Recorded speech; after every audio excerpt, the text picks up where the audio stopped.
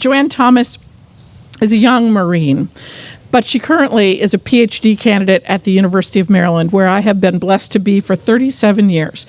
And one of the things I love about Joeanne is studying psychology and great efforts because she wants to pay attention to the well-being of veterans and military personnel, both their physical well-being, but also their psychological and emotional health.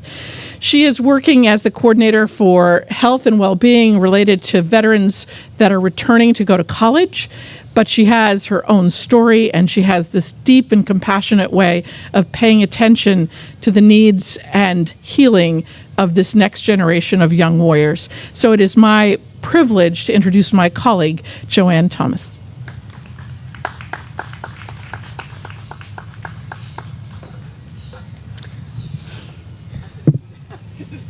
Go ahead and scoot this down a little bit. As Marcia said, I'm Joanne, and I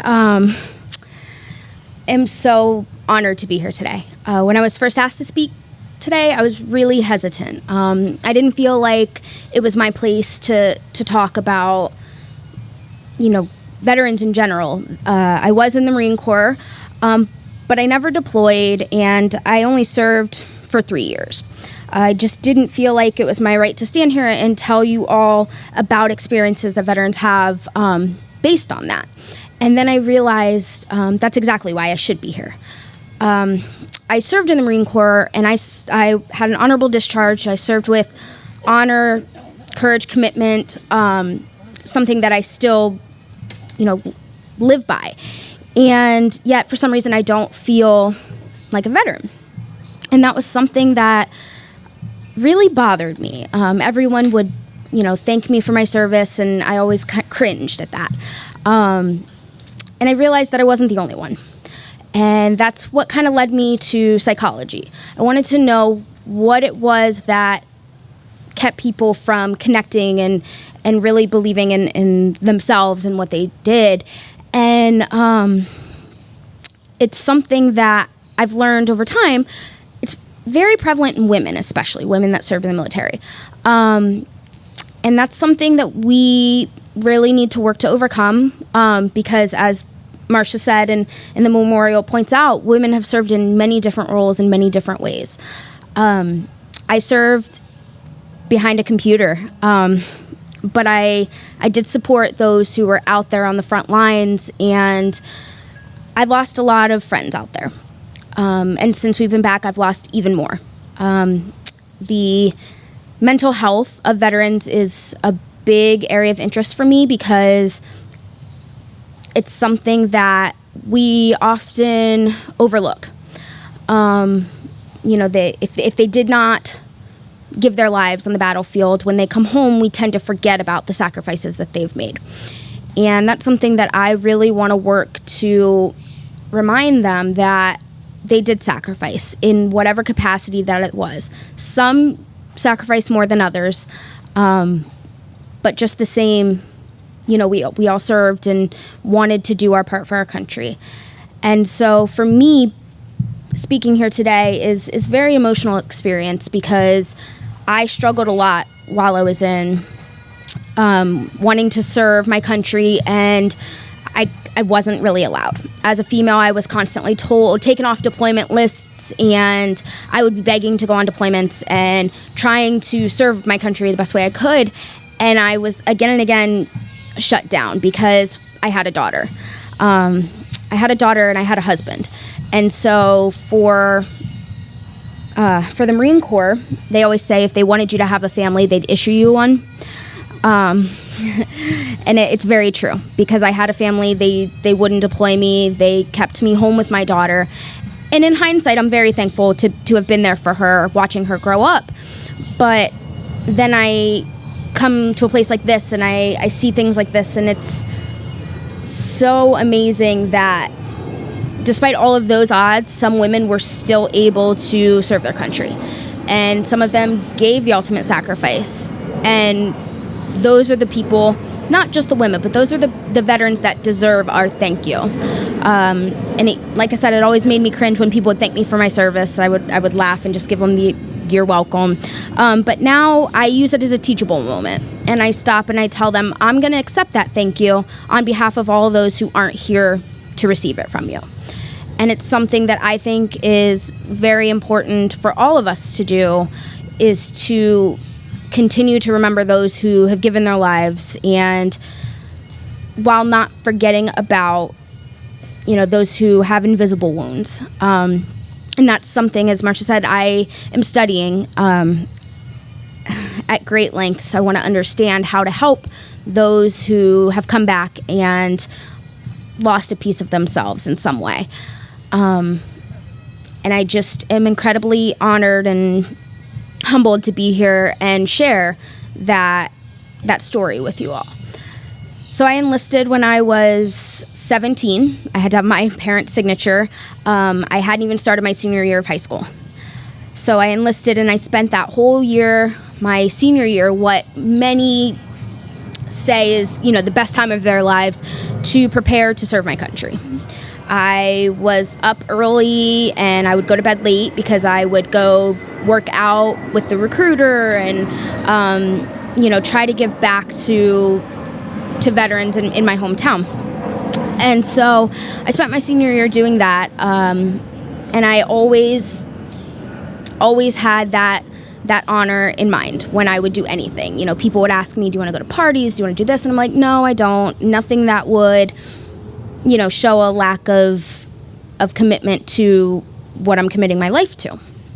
Because at the time, I really felt that I was going to make the Marine Corps a career. I wanted to serve my country for my whole life. I didn't want children. I didn't want a family. I didn't want any of that. I just wanted to serve my country. And it was a rude awakening when I finally got in, and I was going through boot camp, and they, some men like to joke about it, but female drill instructors are scary. A lot of male Marines even say they're scarier than the male drill instructors. And, they were terrifying, but they were also so inspiring. And I remember something that they always told me was, as a female, especially in the Marine Corps, you have to be twice as good to earn half as much credit. And that's something that I still hold on to. And not just because I'm a female, but because that's, I think, the American way. You need to work twice as hard as you think you do to get half as much as what you feel you deserve.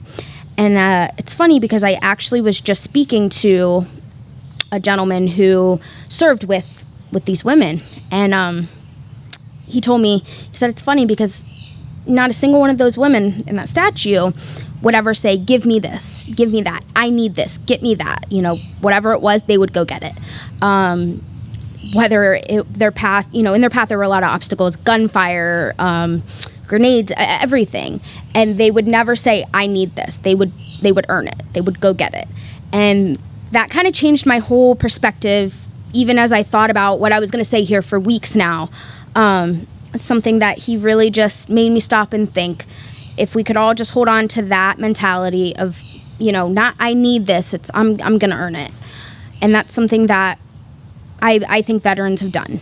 And they deserve that mental health care and wellness that they earned. And so for me, I got out of the Marine Corps, and my whole life kind of changed. I realized, so I wasn't going to be a Marine my whole life. I wasn't going to serve active duty my whole life. Once a Marine, always a Marine. But I wanted to serve my country in another way. And now I attend the University of Maryland, and I hopefully will be able to pursue my PhD in counseling so that I can give back in another way.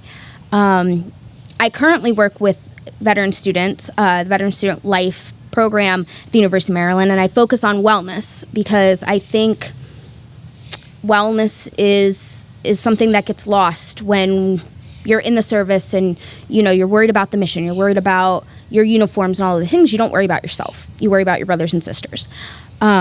So I like to have our veteran students focus on themselves through many different means, whether it's conning some of the big guys into going to a yoga class, which they all thank me for later, but or we go kayaking and we just get out in nature, or we volunteer and give back. I think in the end, it's all focused on, making themselves feel like they still have that purpose. Because a lot of times when veterans come back, separate from the military, they kind of lose their sense of purpose. And that is a big issue in the mental health field.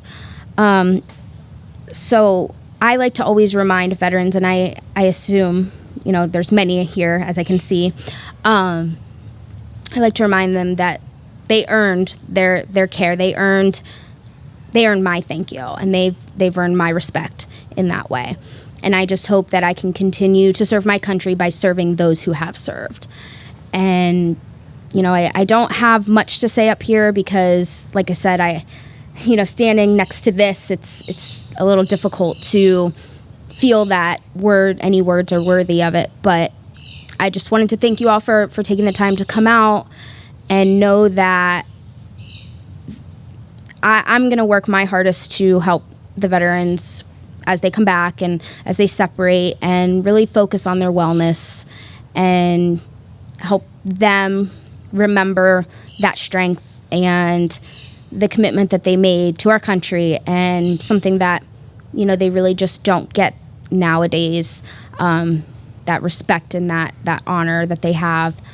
And I just, personally want to thank you all for serving and doing your part. And I mean, just the incredible women here. I don't like to harp on female veterans so much, because a veteran is a veteran. You put on that uniform and you signed over pretty much all your rights. And you're told what to do, when to do it, how to do it. And that is, that saying, that cliche saying is, a veteran is someone who at one point wrote a blank check to the government, and it can be cashed up to and including their life. And that's something that sticks with me. I was not fortunate enough to really serve in a combat position, but I'm going to do my best now that I'm out and home to help those who have, and those who are still struggling with their invisible wounds even. With that, like I said, I wanted to keep it short and sweet. I just want to thank you all for taking the time to come out, and I hope you can really remember what today is about and think about those who've given so much, and show them that respect that they deserve and they've earned. So thank you.